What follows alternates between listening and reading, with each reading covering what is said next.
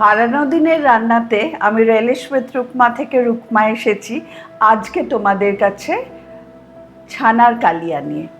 তোমাদের শেখাবো কি করে ছানার কালিয়া বানাতে হয়। তোমরা আগে আমাকে অনেকেই রিকোয়েস্ট করেছিলে যে ছানার কালিয়া শিখতে চাই, তো সেই কথাটা ভেবে আমি ছানার কালিয়া লিখেছি, কারণ রেখেওছি আমার এই সিরিজটায় হারিয়ে যাওয়া রান্নাতে। কারণ ছানার কালিয়া একদম পুরনো দিনের রান্না, এটা পনিরের কোনো ব্যাপার না, এখানে ছানা কেটে রান্না করতে হয়। পুরো রেসিপিটা মন দিয়ে দেখবে, আর তার জন্য দেখতে হবে রেলিশ উইথ রুকমা, আমার ইউটিউব চ্যানেল। ছানার কালিয়াতে এখানে 1 লিটার দুধের ছানা আছে,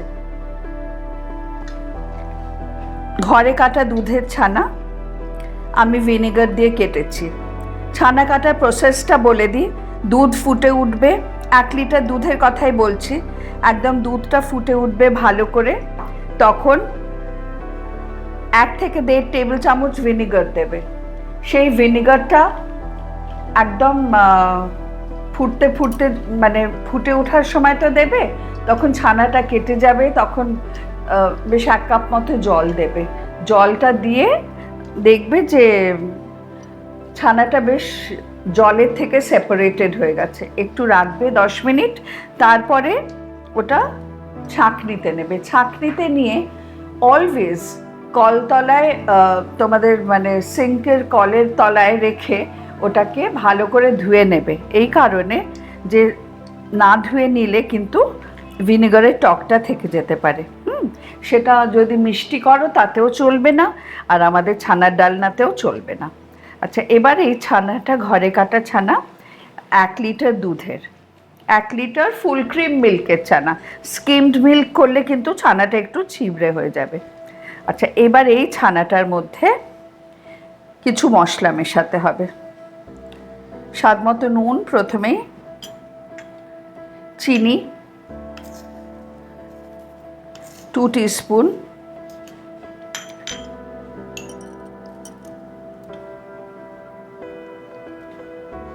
আদা বাটাই 1.5 টিস্পুন, কাঁচা লঙ্কা 1.5 টিস্পুন,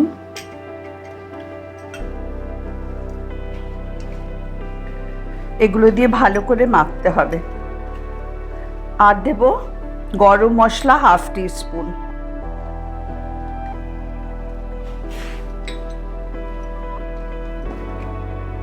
এরকম হাতের এখানটা দিয়ে অনেক সময় নিয়ে মাখতে হবে, বুঝেছো?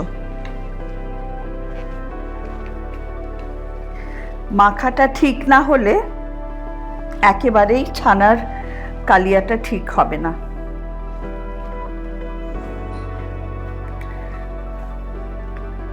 আর ছানা একদম জল ছাড়া হবে, এরকম ভাবে আমরা মেখে নেব। আর তার সাথে দেব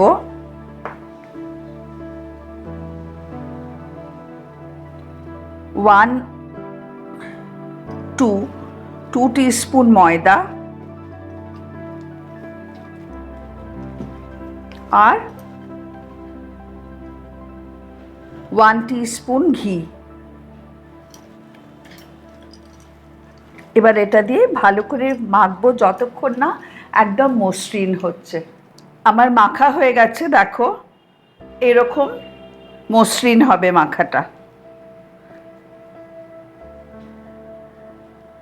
এবার 2 হাতে আমি তেল লাগিয়ে নিলাম, নিয়ে কোফতার আকারে গড়ে ফেলবো।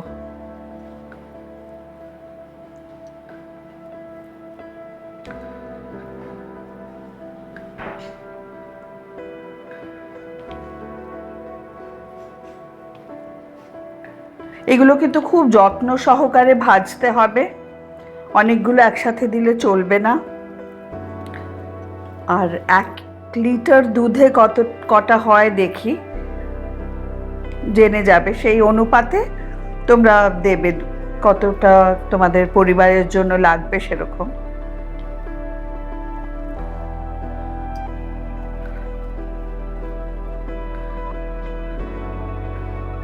আবার তেল নিয়ে নেব, তেল না থাকলে করা যাবে না।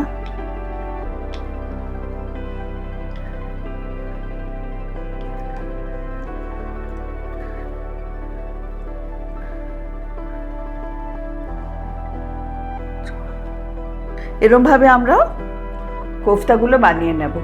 1 লিটার দুধ থেকে আমার হয়েছে 11টা মানে কোফতা, একটু চ্যাপটা চ্যাপটা করে এইভাবে করেছি। ঠিক আছে, এবার এগুলো সব কটাকে ছাঁকা তেলে ভাজতে হবে। আমি বেশ অনেকখানি তেল নিয়েছি, তেল গরম হয়েছে। এবার খুব সাবধানে ছানার কোফতাগুলোকে ছাড়তে হবে।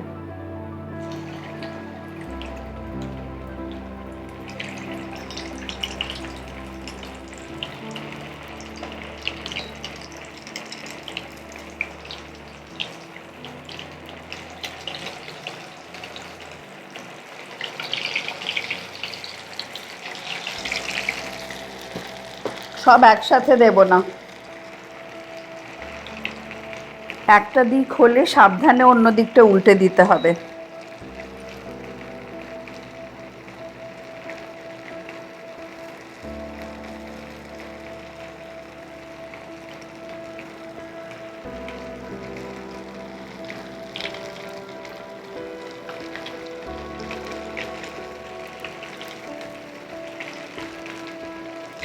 এগুলো হয়ে গেছে, আমি তুলবো খুব সাবধানে।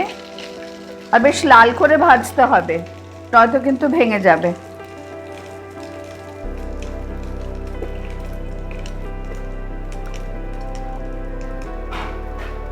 দিয়ে সেকেন্ড রাউন্ডটা দেব আবার।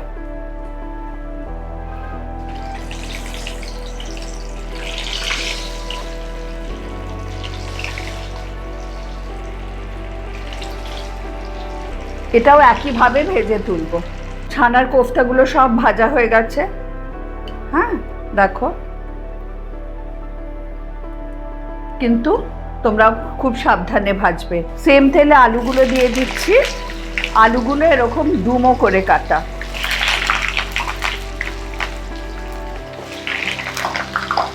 আলুগুলো একটু ভেজে নেব।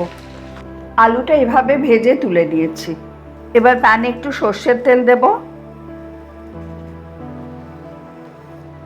আর দেব ঘি। ঘি এই 2 চা চামচ মতন। তেল আর ঘিটা মিশিয়ে দেব।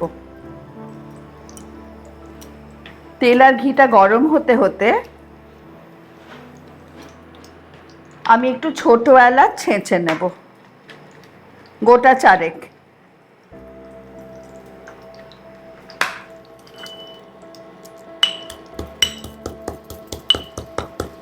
সবসময় এরকম একটা কিচেন টাওয়েলের ওপর রেখে ওগুলো করবে।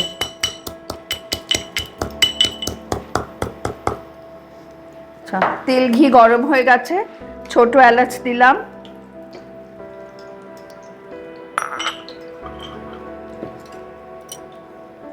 তেজপাতা,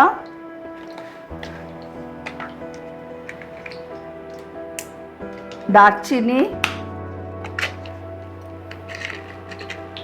লবঙ্গ 2-3টে। এখান থেকে বেশ সুগন্ধ বেরোলে দিয়ে দেব সাদা জিরে, আর দেব 1/2 চামচ মতন হিং।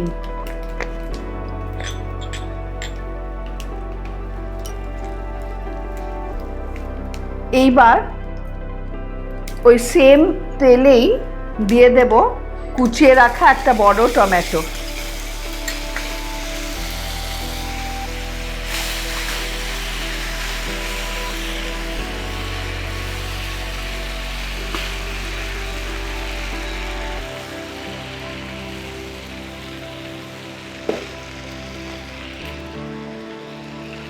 আর দেব আদা বাটা 2 চা চামচ,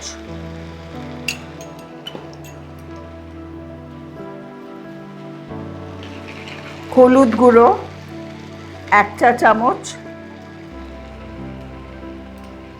লঙ্কা গুঁড়ো 1 চা চামচ,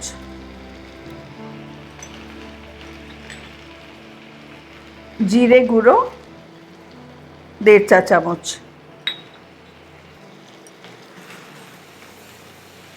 এবার মশলাটাকে ভালো করে কষতে হবে।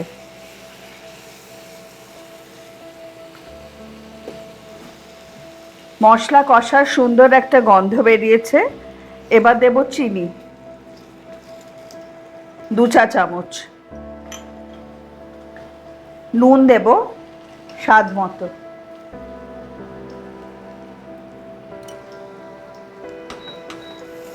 মশলাটাকে ভালো করে কষিয়ে নেব।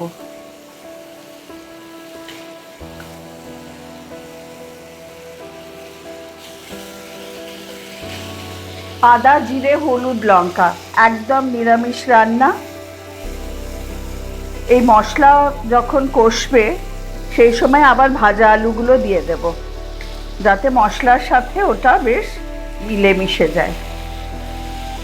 এবার এটা একটু মিডিয়াম ফ্লেমে কষতে থাকবো যতক্ষণ না ভালোভাবে তেল ছাড়ছে।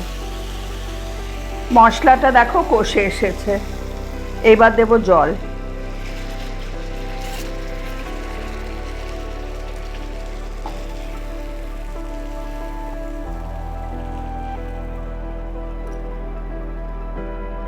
জলটা একটু বেশি দেব, কারণ ছানার কোফতাগুলো দিলে আবার জল টেনে নেবে। ওটা এখন দেব না, কিন্তু এখন দেব শুধু আলু। আলু দিয়ে সেদ্ধ করতে দেব। দেখি খুলে আলুটা সেদ্ধ হলো কিনা।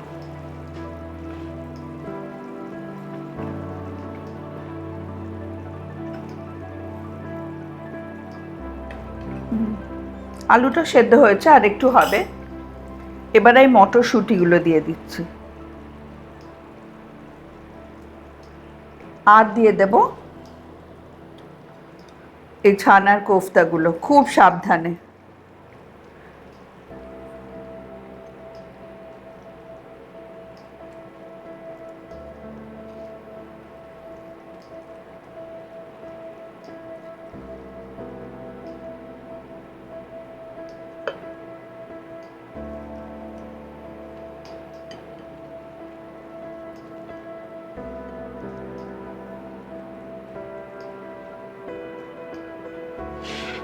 একটু ঢাকা দিয়ে দেব।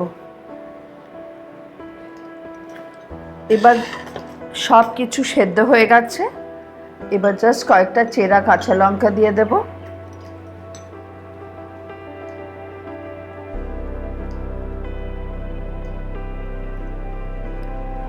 ব্যাস, আমাদের ছানার কালিয়া রান্না শেষ। এবার সার্ভ করব। ছানার কালিয়া রেডি অ্যান্ড সার্ভড। সম্পূর্ণ নিরামিষ একটা রেসিপি। তোমরা বানিও, পুজো পার্বণে খেও। এটা ভীষণ ভালো খেতে হয়, তেল মশলা কম, কিন্তু খেতে খুব ভালো। ভালো লাগলে বন্ধুদের সাথে শেয়ার করতে ভুলো না কিন্তু। রেলিশ উইথ রুকমা আমার ইউটিউব চ্যানেল, আর ফেসবুক পেজটাকে ফলো করো তোমরা।